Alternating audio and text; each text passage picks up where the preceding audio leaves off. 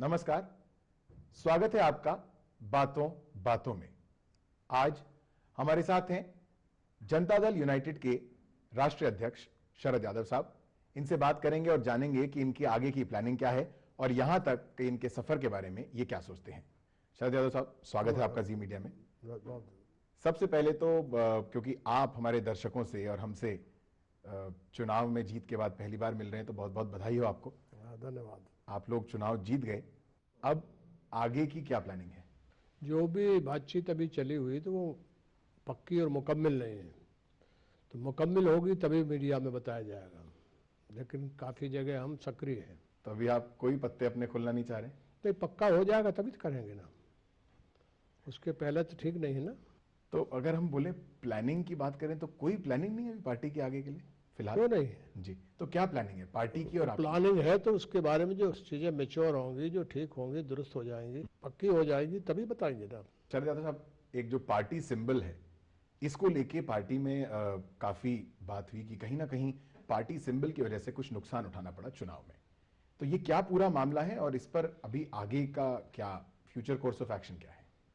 नहीं, अभी तो हम दिल्ली से बाहर हैं, इसलिए इस मामले में कोई ऐसी बात नहीं है जिसको सिंबल के बारे में जो प्रोसेस है, प्रक्रिया। हाँ, हम चाहते जरूर है कि ये जो सिंबल है इससे नुकसान हमको बहुत हुआ है हर चुनाव में, क्योंकि तीर धनुष जो है वो उस पर बहुत वोट हमारा जाता है। तो ये पार्टी में विचार जरूर चल रहा है कि चुनाव चिन्ह को यदि संभव हो, चुनाव आयोग यदि सहमत हो जाए तो फिर इसको बदलने का है। लेकिन जो मतलब अभी तक आपके पास क्या चुनाव जो आप लोग चाह रहे हैं वो कौन कौन से सिंबल? ऐसा कैसे बताया जा सकता है? अच्छा, कुछ नहीं, तो हमारी और चुनाव आयोग की सहमति से बनेगा ना। अच्छा, अपनी तरफ से उसके बारे में कहना तो ठीक नहीं, क्योंकि चुनाव चिन्ह तो आवंटन करेगा चुनाव आयोग। वो तो बिल्कुल ठीक है, लेकिन आप ना कहीं आप लोगों की पार्टी जो नहीं, वो बहुत सी चीजें हैं, उनको कैसे अभी कह रहे हैं। यानी दोनों के बीच में असली अथॉरिटी तो जो है वो चुनाव आयोग है। आप लोग जो हैं वो जमीनी हकीकत से जुड़े हुए लोग रहे हैं।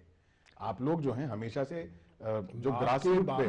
आपकी बात सही है, लेकिन जो चुनाव का आवंटन है वो हमारी हर एक जो हम सोचते हैं और जो हम चाहते हैं वो तभी सफल होगा ना कि चुनाव आयोग के साथ बातचीत हो। तो ये एक ऐसा कानूनी बात है कि हमारे हाथ में नहीं है, ये चुनाव आयोग से बात करके इस पर फैसला लिया जाएगा। क्राइम की बात करते हैं शरद यादव साहब, क्राइम की बात जब होती है तो बिहार में अक्सर अलग अलग बातें कही गई। हम शायद उन शब्दों का इस्तेमाल ना करें क्योंकि वो शब्द इस्तेमाल करने बिल्कुल गलत हैं, हम भी उनको सही नहीं मानते। लेकिन क्राइम आप क्या मानते हैं, बिहार में अब बढ़ा है या पहले ही ज्यादा था? नहीं, ये सारा जो व्यवस्था है चुनाव में जो चोट सिस्टम पे लगी, व्यवस्था पे लगी है, वो फिर से खड़े हो गए। और एक भी घटना, कोई भी घटना जो है वो हर सूबे में घटती है। अपराध होते हैं, अपराध पर एक्शन हुआ कि नहीं हुआ उसे सुशासन कहते हैं। वो इस मामले में अंदाज करिए कि पिछले 10-12 साल में यहाँ जो सबसे बड़ी बीमारी है, जो कम्युनलिज्म, सांप्रदायिकता, वो कभी यहाँ किसी कीमत पर सर नहीं उठा पाए, न कर पाए। एक बार जरूर थोड़े 1 या 1.5 दिन के लिए कर्फ्यू लगा था, पूरे देश भर में देखिए।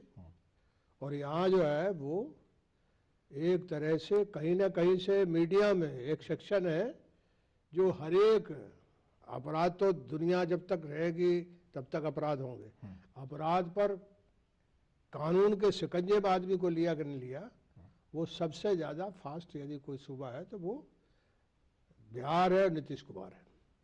लेकिन मैं बात कर रहा हूं शरद यादव साहब, क्राइम आपको क्या लगता है, क्राइम पहले भी इतना ही था? मतलब जो अभी बात हो रही है कि क्राइम बढ़ गया है, आप इस बात से सहमत हैं या आप कहते हैं कि पहले भी क्राइम? फिजूल की बात है, इसे क्या जवाब देना। मैं कह रहा हूं कि बिल्कुल झूठ, बिल्कुल फालतू की बात है। क्या फालतू? मतलब मैं ये जानना चाह रहा हूं। फालतू ये है कि जो आप पूछ रहे हैं वो फालतू है। मैं जानना चाह रहा हूं शरद यादव साहब, सीधी बात, पहले क्राइम ज्यादा था या अब बढ़ा है? नहीं, ना पहले क्राइम था ना अब क्राइम है जी, दोनों जगह नहीं है। और कोई आदमी कोई भी घटना प्रचार करे, उसमें वो आदमी कानून के शिकंजे में आया कि नहीं आया, तब आप कह सकते हैं कि यहाँ अपराध तो जो है वो सबसे कम सारे देश भर में जो क्राइम ब्यूरो है उसका पता लगा लो। एक्शन सबसे तेजी से यहाँ लिया। एक्शन तेजी से ले, कम सबसे कम यहाँ क्राइम है। और इनके ढोल पीटने से क्या होता है? ये तो चुनाव के समय ये ढोल पीटे थे, जंगल राज। यानी बाबरी मस्जिद को, ये हम नहीं संविधान कह रहे को, नहीं मैं कह रहा हूँ, ये आप कह रहे हैं। नहीं कहा है लोगों ने, जी तो ये प्रचार ही ये था जंगल राज। तो उसका जवाब क्या दिया यार? उस जवाब के बाद फिर से इन्होंने ये बात पकड़ी, तो थोड़े दिन बाद पता लग जाएगा इनको। शरद यादव साहब, उत्तर प्रदेश और पश्चिम बंगाल ये बहुत इंपॉर्टेंट दो चुनाव आगे आ रहे हैं। तो पहला सवाल, क्या जेडीयू आरजेडी का गठबंधन इन दोनों प्रदेशों में भी जारी रहेगा? देखिए ऐसा है कि यहाँ जा रहा हूँ लखनऊ, और बंगाल का भी मेरा दौरा। वहाँ बातचीत करने के बाद जो लाइन या जो राजनीतिक समीकरण हैं उनके बाबत टटोलने जा रहा हूँ, पूरी तरह से गहराई से समझने जा रहा हूँ। क्या आप किसी महागठबंधन में कांग्रेस और आरजेडी के साथ चलेंगे या नहीं? क्यों नहीं, जहाँ जरूरत होगी साथ होगा। यहाँ साथ लिया, आगे लोगे साथ, कोई दिक्कत उसमें नहीं। तो इसलिए अभी उसमें मैंने पहले कहा कि यदि बात पक्की और मुकम्मल हो जाएगी तो फिर वो कही जाएगी। तो जो लोग सोच रहे हैं कि महागठबंधन आगे भी जारी रहेगा, आप और आरजेडी, लालू जी और आप लोग आगे साथ रहेंगे यूपी में और बंगाल में, वो अभी शायद कहना गलत है? नहीं, मैंने कहा कि एक सशक्त विरोध, अपोजिशन, वो बनाना है। और बनाने की प्रक्रिया और बनाने का काम जो है, उसके लिए बिहार के चुनाव ने एक दिशा और एक राजनीतिक रास्ता दिखाया है। उस रास्ते को मजबूत करना है। उसके लिए चारों तरफ चर्चा लोगों से चली हुई है। वो चर्चा एक मुकाम पर पहुंचेगी तब मैं आपसे या किसी से मैं कह सकता हूँ। अभी ये बहुत जल्दबाजी में आपका सवाल है। पक्की तौर पर एक सशक्त विरोध पक्ष को खड़ा करना आप लोगों हमारा का मकसद है। ये जो गठबंधन, हम जो विपक्ष खड़ा करने की आप बात कर रहे हैं, उसमें यही महागठबंधन रहेगा या और लोग भी? नहीं, वो बाकी बहुत सी पार्टियां हैं। यहाँ तो हमारी पुरानी पार्टी एक हुई थी, जनता दल पुराना जो है वो एक हो गया था जी। और उसके चलते नेता पीछे थे, जनता आगे थी। तो सीधा सवाल है कि अकेले यहाँ का जो रास्ता पकड़ा है, वो रास्ता इतना ही है कि विभाजन रोको। जो आपस में लड़कर के विभाजन कर लेते हैं वोट का, वो रोकना चाहिए। वो यहाँ बिहार ने दिखाया है, यहाँ की जनता ने दिखाया है। सिर्फ एक राजनीतिक दिशा देश के सामने है। इस दिशा में बढ़ने का काम जब तक है तो लोगों से चर्चा हो रही है, और चर्चा पक्का और मुकम्मल हो जाएगी तभी उसको हम देश लोगों को के बताएंगे, लोगों से और मीडिया से उसको हम लोग चर्चा करेंगे, बांटेंगे। उसमें आप कांग्रेस की भूमिका पे भी अभी कुछ नहीं बताएंगे? कांग्रेस होंगी नहीं होगी आपके साथ? नहीं, कांग्रेस पहले जो था वो हमारी पार्टी ने, कांग्रेस पार्टी का बहुत, यानी कांग्रेस विरोध की सबसे थोड़ी पार्टी जो थी वो हमारी थी जी। वो लोहिया जी थे, जयप्रकाश जी। मैं इसीलिए जानना चाह रहा हूँ। इसलिए आज कांग्रेस कहाँ खड़ी है? आज तो यदि कोई ताकत और कोई शक्ति कोई है तो वो एनडीए है। तो एनडीए के जो है उससे मुकाबले के लिए लोगों को गोल बंद करना है। तो उसमें आप कांग्रेस को भी साथ रखना चाहेंगे? कांग्रेस साथ है यहाँ जी। तो आगे भी साथ रहेगी? यानी यहाँ जो है जी वो जहाँ जिस सूबे में जैसी स्थिति होगी वैसा देखेंगे। जी। ये नहीं है कि लेकिन दोस्ती तो निभाएंगे ना आप? यहाँ की दोस्ती आगे? नहीं, दोस्ती एक सूबा या दो सूबे में जहाँ अनुकूलता है वहाँ रहेगी। हो रहेगी, जहाँ नहीं है नहीं है।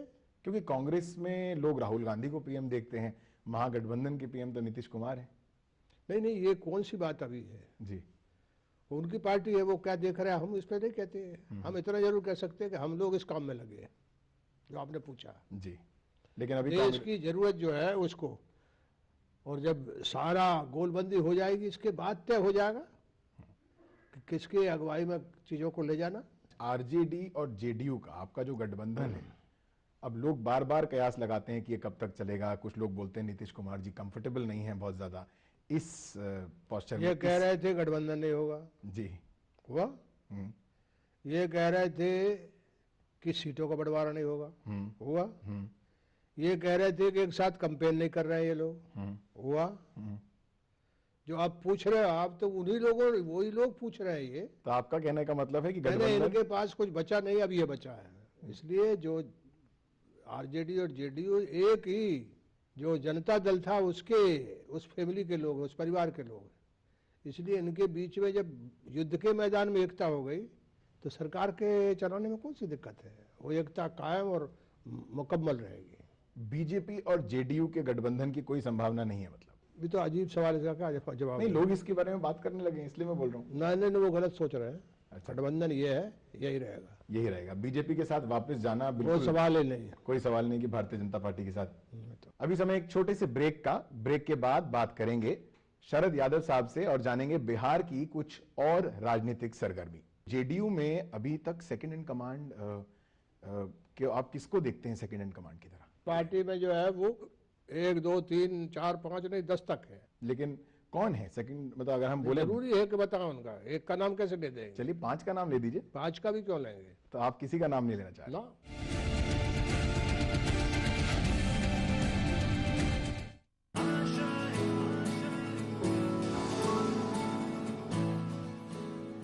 If you can put hands together for Dr. Chandra.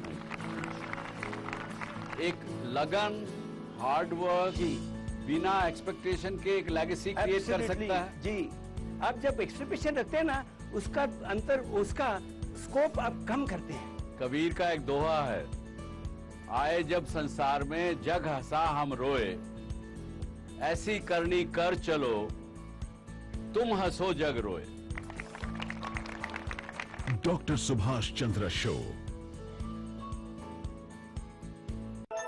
लीजिए, कुंडली 100% मैच करती है जी। एक कप मोहिनी तो बनती है। ससुराल की बातें करते नहीं थकती। बहुत खुश है वहाँ पे। लीजिए, इसी खुशी में मुंह मीठा कीजिए। तो बिटिया पेट से नहीं है? अरे अभी कहाँ, बच्चों का फैसला है कि 20 साल की हो जाए, उसके बाद ही खुशखबरी सुनाएंगे। अच्छा, आज बेटी दामाद के साथ खुशियाँ मनाओ। बिटिया 20 की हो जाए, उसके बाद ही खुशखबरी सुनाओ, क्योंकि 20 साल की उम्र के बाद ही बेटी शरीर और दिमाग से माँ बनने के लिए तैयार होगी।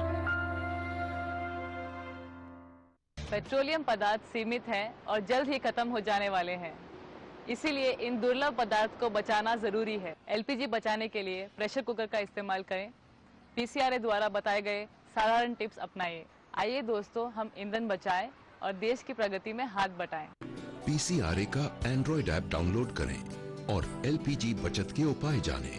पेट्रोलियम संरक्षण अनुसंधान संघ, भारत सरकार द्वारा जनहित में जारी। अगर हम सच के साथ हैं तो हमें जीतने तक हार नहीं माननी चाहिए। शुद्ध प्लस पान मसाला, तुम में भी मैं हूँ। Shudh plus pan masala celebrates the spirit of heroism in Ghayal once again.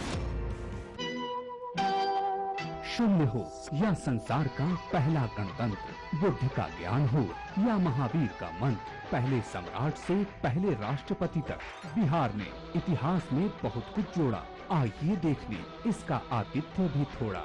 जानिए बढ़ता बिहार कैसा दिखता है, क्यों पूर्वी भारत हमें अपना ताजमहल कहता है। संबोधि रिट्रीट, वास्तु बिहार की अनुपम कृति। का बंसीदा, इस सरकार में तो मन बेसे के ना। ये सरकार के आने से हम सब गरीब गुरबा सरकार जो बन गए हैं। वो कैसे दादा?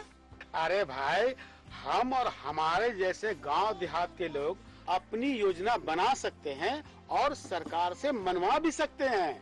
सच्चे? और 10 लाख तक की योजना हम खुद बना सकते हैं।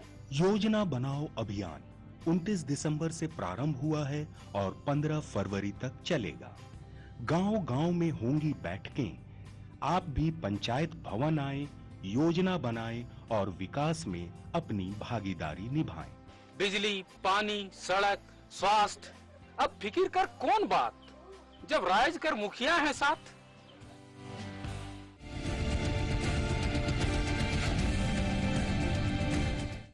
स्वागत है आपका एक बार फिर बातों बातों में। शरद यादव साहब, आरजेडी की अगर हम बात करें तो उसमें अगली पीढ़ी साफ नजर आ रही है। तेजस्वी हैं, तेज प्रताप हैं, और इनको उसी तरह से प्रमोट भी किया जा रहा है कि ये अगले सेकंड इन कमांड है। हम जेडीयू की बात करें तो जेडीयू में अभी तक सेकंड इन कमांड कि आप किसको देखते हैं सेकंड इन कमांड की तरह? देखिए, आप जो आरजेडी का पूछ रहे हैं, आरजेडी की एक पार्टी अलग है, इसके बारे में कोई बात और कोई चीज मुकम्मल तौर पर वही कह सकते हैं। मैं आपकी पार्टी के बारे में पूछ रहा हूँ। हमारी हर पार्टी में में उम्मीद हमारी होती है। पार्टी में जो है वो 1 2 3 4 5 नहीं 10 तक है। लेकिन कौन है सेकंड, मतलब अगर हम बोले जरूरी है कि बताओ उनका, एक का नाम कैसे दे देंगे? चलिए 5 का नाम ले दीजिए। 5 का भी क्यों लेंगे? तो आप किसी का नाम नहीं लेना चाह रहे ना, स्वाभाविक तरीके से निकलते हैं लोग।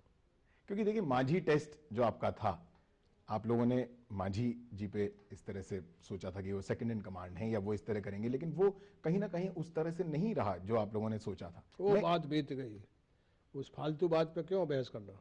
सर, तो मांझी जी वाली जो मैं बात कर रहा था मांझी का प्रकरण जो था जी, वो खूब छप चुका, खूब चर्चा नहीं, लेकिन आप भी तो ये मानेंगे सर कि वो हम मतलब कहीं ना कहीं, क्योंकि आपकी पार्टी में आप लोगों से बड़ी उम्मीदें हैं लोगों को, तो एक सेकंड लाइन उम्मीदें पूरी की जाएंगी, लेकिन सेकंड लाइन लीडरशिप डिस्क्लोज नहीं करेंगे। नहीं, कोई सवाल है कहीं? तो मतलब सिर्फ नीतीश जी ही पार्टियों में ये तय नहीं होता जी, ये तय नहीं होता कि क्या करना, क्या पार्टी जो है वो स्वाभाविक तरीके से आती। कोई हम लोगों को ये नहीं कहा था जयप्रकाश जी के ये देखेंगे, एक स्वाभाविक प्रक्रिया है, उसमें जनता उभारती है, जनता बनाती है। उसको कोई व्यक्ति कहे या मैं कहूं एज ए पार्टी अध्यक्ष तो वो ठीक नहीं है। 1,45,000 करोड़ के पैकेज की बात कही थी नरेंद्र मोदी जी ने जब वो बिहार चुनाव के दौरान आते थे। उस समय भी उस पर खूब हो हल्ला हुआ कि ये सिर्फ बोलने के लिए कहा जा रहा है, ये शायद होगा नहीं। अब बिहार की जनता को इंतजार है उस पैकेज का, आप लोग विपक्ष के तौर पे उसके लिए क्या करना चाह रहे हैं? इंतजार हम भी कर रहे हैं। कुछ इंतजार के आगे कर सकते हैं? क्यों नहीं करेंगे जी, तो क्या आप लोगों की तरफ से क्या उसमें पहले? अब अभी जो है, अभी तो इंतजार, समय तो बीता नहीं है, 2 महीने हुए ना, तो 2 महीने के लिए समय तो देना पड़ेगा ना। समय जब है आएगा तो याद हमको जरूर है, लेकिन कोई स्ट्रैटेजी नहीं है उसको आगे? हमेशा स्ट्रेटेजी रहती है। तो वही तो सर, कुछ नहीं, उसको जरूरी है कि पता है। नहीं, बिहार के लोग कुछ तो जानना चाहेंगे सर। नहीं, बिहार के लोग ये जान ले कि अभी 2 महीना हुआ है जी, तो इंतजार करेंगे, जो उनने घोषित किया है उसे पूरा करें। नहीं पूरा करेंगे तो पार्लियामेंट है, सड़क है, अच्छा, दोनों पे घेराबंदी होगी। राज्यसभा के चुनाव की बात करते हैं। राज्यसभा के चुनाव आ रहे हैं आगे, तो अब जो सीट जो आप पे हैं वो 4 आप लोगों के पास हैं, तो अब इन 4 सीट्स में जो बंटवारा है वो बोल रहे हैं अभी काफी मुश्किल होने वाला है। तो कोई मुश्किल नहीं होगा। अच्छा, तो किन किन के नाम तय किए गए हैं? वो जब पार्टी की इस बात पे मीटिंग ही नहीं हुई, बात चर्चा ही नहीं हुई, तो इसको क्यों इसको डिस्कस? तो कुल मिला के आप कुछ भी बताएंगे नहीं? क्यों बताएं? जब तय ही नहीं है तो जब तय हो जाएगा तो पता। मान लो आपने पूछा एक्शन वाला, तो जिन लोगों ने गड़बड़ किया उन पर एक्शन होगा। अच्छा, जो उन लोगों ने गड़बड़ किया है उन पर एक्शन होगा। जो ये पार्टी में जो मीटिंग हुई है जिसमें तय किया गया है कई लोगों के खिलाफ एक्शन की बात हुई है, ये पार्टी में डिसिप्लिन आपके हमेशा से माना जाता रहा है, तो इनके खिलाफ क्या क्या एक्शन किया? नहीं, जो 2 केस है, एक सरफराज का है और हमारे स्टेट के राज्य के जो अध्यक्ष हैं उनको बता दिया है कि अनाउंस करो, और वहाँ जो पुलिस की रिपोर्ट आएगी, जहाँ MLA के जो हस्बैंड है वो थाने से बाहर गया है, वो जब रिपोर्ट आएगी तब एक्शन होगा। उस पे दोनों पे आप कार्रवाई कर रहे हैं? जरूर। अच्छा, एक बिहार सरकार के एक मंत्री ने हाल ही में एक बयान दिया था जिसमें उन्होंने कहा था कि क्राइम नहीं है, कुछ गलत नहीं है, ये सिर्फ मीडिया दिखाती है। आप इस तरह के पार्टी के आपके एक मंत्री ने बयान दिया, कि आप इससे इत्तेफाक रखते हैं? नहीं, ठीक कह रहा हूँ। ठीक कह रहे हैं, बिल्कुल। यानी पूरे देश भर में क्राइम होता है जी। बिहार में, उत्तर भारत में जो क्राइम ब्यूरो है उसमें सबसे कम यहाँ अच्छा है। यहाँ जो कानून का राज है, जब से नीतीश कुमार यहाँ हैं, तो कोई क्राइम होगा और उस पर एक्शन ना किया हो तो एक बताइए, एक कहीं का मुद्दा बताइए जिस पर क्राइम हुआ है और एक्शन नहीं हुआ, तो सुशासन इसी को कहते हैं। तो लेकिन आपको नहीं लगता ये शूट दी मैसेंजर वाली बात हो गई? मीडिया तो सिर्फ बता रही है सर। नहीं, मीडिया तो फैक्ट्स को रिपोर्ट कर रही है। गजब बात कर रहे हैं जी। मीडिया कहाँ से चल रहा है, कैसे चल रहा है, हमको क्या बताने की जरूरत है? नहीं, लेकिन मीडिया जो बता रही है वो सब गलत है ना, क्योंकि सारी मीडिया गलत है। अरे सब थोड़ी बता रहे हैं, कुछ लोग हैं इसके लिए। नहीं, उन्होंने सारी मीडिया को बोला, उन्होंने बोला मीडिया दिखा रही सारी है। मीडिया कोई सवाल ही नहीं। चैलेंजेस की बात करते हैं। अब सरकार बन गई और लोगों को बहुत उम्मीदें हैं। नीतीश कुमार जी हमेशा से एक सशक्त प्रशासक के तौर पे देखे गए हैं, उनसे उम्मीदें बहुत हैं जनता को। तो अब आप, क्योंकि आपकी पार्टी की सरकार है, तो रोड अहेड के बारे में क्या क्या आप बात करना चाहिए? भाई 2 ही महीने हुए हैं। नहीं, आगे की बात कर रहा हूँ सर। आगे की बात उन्होंने 7 सवाल जो है, 7 संकल्प जो है वो आपके सामने रखे हैं, वो पूरे किए जाएंगे। कई चीजें उसमें चल रही है, जैसे मान लो शराबबंदी, वो तय हो गया है। इस देश की महिलाओं के बारे में जो हम उठाते थे कि सारे देश की जो जमीनी हकीकत है, दलित है, पिछड़ा है, इन सबको इनकॉर्पोरेट करके महिला रिजर्वेशन दो, ये हमने कर दिया। तो 2 महीने में हमने जो 7 संकल्प किए उनकी तैयारी कर रहे हैं, उनको पूरा जमीन पर कैसे उतारें, इसके लिए आज भी चर्चा हुई है। लेकिन चैलेंजेस हैं सर, हमेशा लोकतंत्र में कभी बगैर चुनौती के समय नहीं बीतता जी। लोकतंत्र का मतलब ही चुनौती है। देश ने इस हर समाज के सामने हर समय कोई ना कोई चुनौती खड़ी रहती है।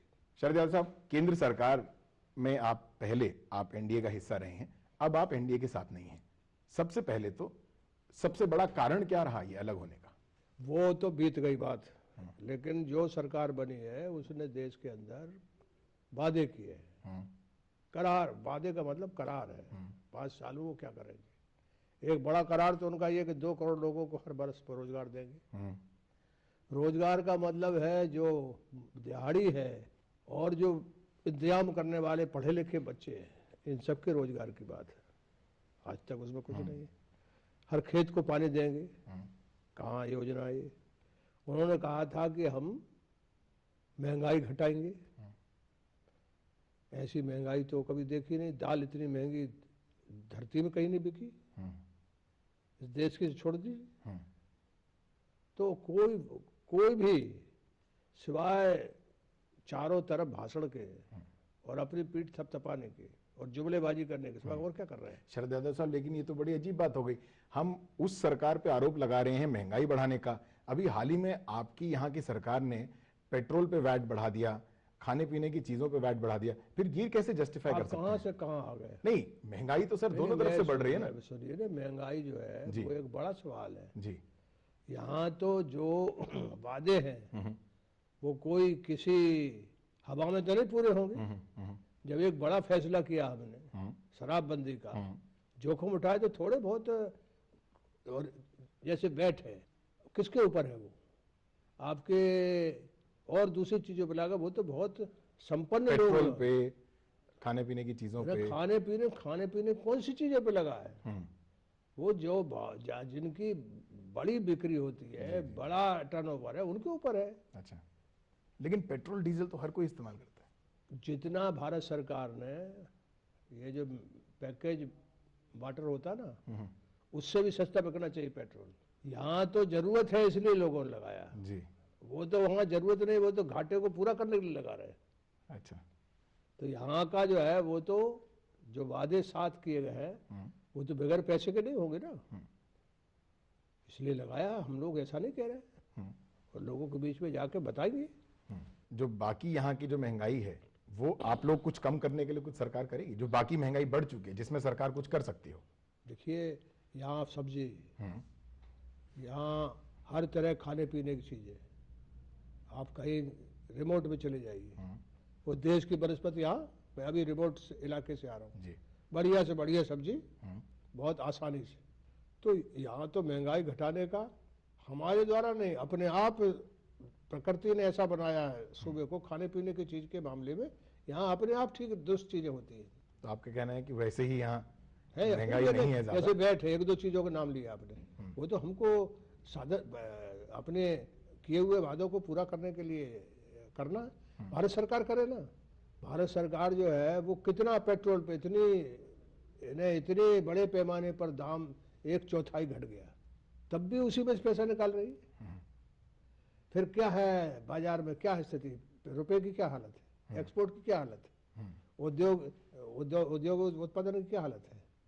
रोजगार के लिए सर आप लोगों के जो एक वादा था, ये इनसे पूछो। नहीं, आपकी मैं स्टेट मैनिफेस्टो की बात कर रहा हूँ, जो रोजगार के आपने अवसर की बात की थी मैनिफेस्टो, वो हमको 2 महीने हम बताएंगे ना, हमारे हाथ से जो संभव होगा वो बता देंगे। नहीं, लेकिन कुछ ये तो प्लानिंग नहीं 18 है। महीने हो गया इनको, 1 साल पहले कहाँ पूछा था मैंने। अच्छा, तो आपसे 1 साल बाद शायद इस बारे में बात करें। क्यों नहीं, 1 साल बाद पूछना आप हमको। बहुत बहुत शुक्रिया हमसे बात करने के लिए शरद यादव साहब। धन्यवाद। आपने बहुत सारी बातें नहीं बोली और शायद लोगों को इंतजार रहेगा इस बात का कि कब शरद यादव साहब जनता दल यूनाइटेड की तरफ से अपने पत्ते खोलें, क्योंकि लोगों की बहुत उम्मीद है इस सरकार से। Thank you so much for watching the show, और आप हमें फेसबुक और ट्विटर पर फॉलो भी कर सकते हैं। Thank you.